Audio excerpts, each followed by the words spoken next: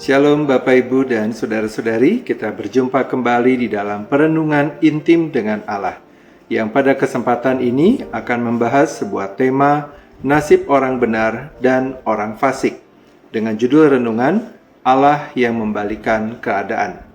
Firman Tuhan yang akan kita pelajari bersama terdapat pada kitab Ester 9 ayatnya yang pertama sampai dengan ayatnya yang ke-19, dengan ayat emas pada Ester 9 ayatnya yang pertama.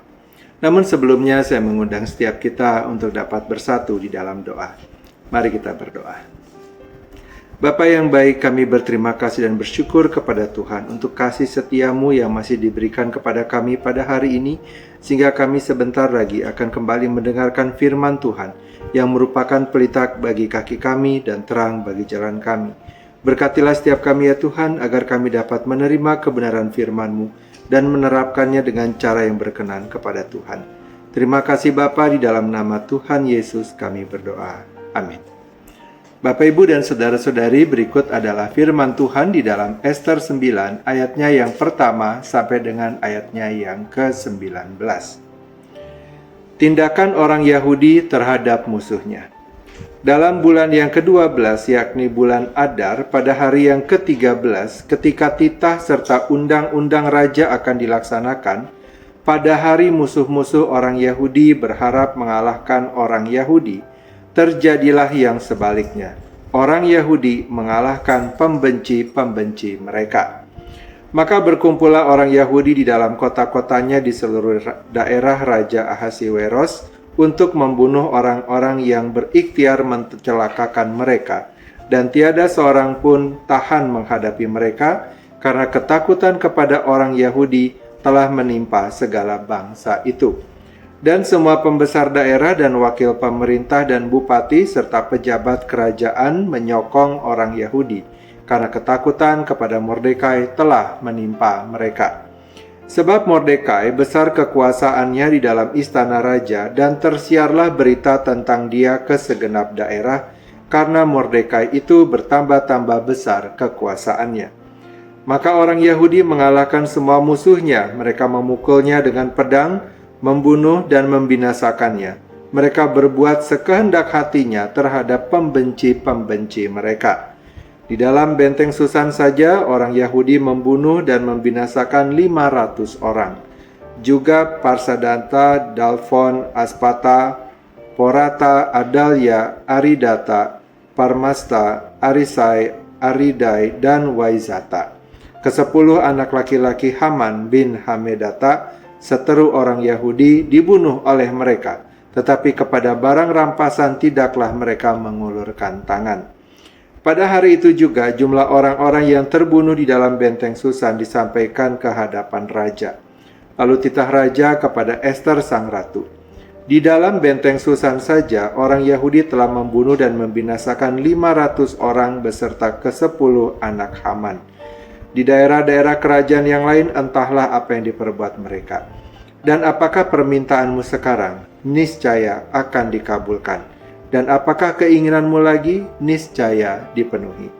Lalu jawab Ester, jikalau baik pada pemandangan raja, diizinkanlah kiranya kepada orang Yahudi yang di Susan untuk berbuat besok pun sesuai dengan undang-undang untuk hari ini, dan ke-10 anak Haman itu hendaklah disulakan pada tiang.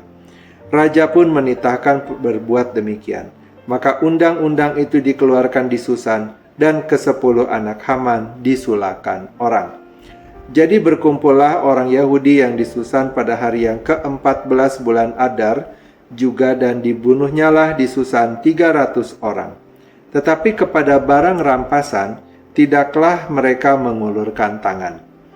Orang Yahudi yang lain yang ada di dalam daerah kerajaan berkumpul dan mempertahankan nyawanya, serta mendapat keamanan terhadap musuhnya. Mereka membunuh 75.000 orang di antara pembenci-pembenci mereka. Tetapi kepada barang rampasan tidaklah mereka mengulurkan tangan. Hal itu terjadi pada hari yang ke-13 dalam bulan Adar. Pada hari yang ke-14 berhentilah mereka, dan hari itu dijadikan mereka hari perjamuan dan sukacita. Akan tetapi orang Yahudi yang di Susan berkumpul baik pada hari yang ke-13, baik pada hari yang ke-14 dalam bulan itu. Lalu berhentilah mereka pada hari yang ke-15 dan hari itu dijadikan mereka hari perjamuan dan sukacita. Oleh sebab itu orang Yahudi yang di pedusunan, yakni yang diam di perkampungan, merayakan hari yang ke-14 bulan Adar itu sebagai hari sukacita dan hari perjamuan dan sebagai hari gembira untuk antar mengantar makanan. Demikianlah pembacaan firman Tuhan. Bapak, Ibu, dan saudara-saudari, ketika hidup kita berada dalam situasi yang berat, kelam, atau seperti menghadapi jalan buntu yang tampaknya tidak memiliki jalan keluar, maka kecenderungan alami kita adalah menjadi tawar hati dan kehilangan pengharapan. Kita cenderung melihat keadaan buruk di sekitar kita sebagai sebuah akhir dari segala sesuatu, seolah-olah kesulitan yang sedang menimpa kita menentukan akhir dari masa depan kita. Kita menjadi sangat mudah dikuasai oleh ketakutan dalam menjalani kehidupan, sementara Alkitab berulang kali menyingkapkan bahwa pandangan kita sebagai manusia sangat terbatas. Kita sering lupa bahwa tidak ada satupun situasi di dunia ini, seberapapun mustahil dan hancurnya hal itu kelihatannya, berada di luar kendali pemerintahan Allah yang berdaulat. Di dalam kesempurnaan rancangan pemeliharaannya, Dia adalah Allah yang sanggup membalikkan keadaan, mengubah apa yang kita anggap sebagai kehancuran total menjadi sebuah berkat yang mendatangkan kebaikan. Pembalikan keadaan yang luar biasa ini dituliskan dengan sangat jelas di dalam Alkitab, di dalam akhir dari narasi kitab Ester.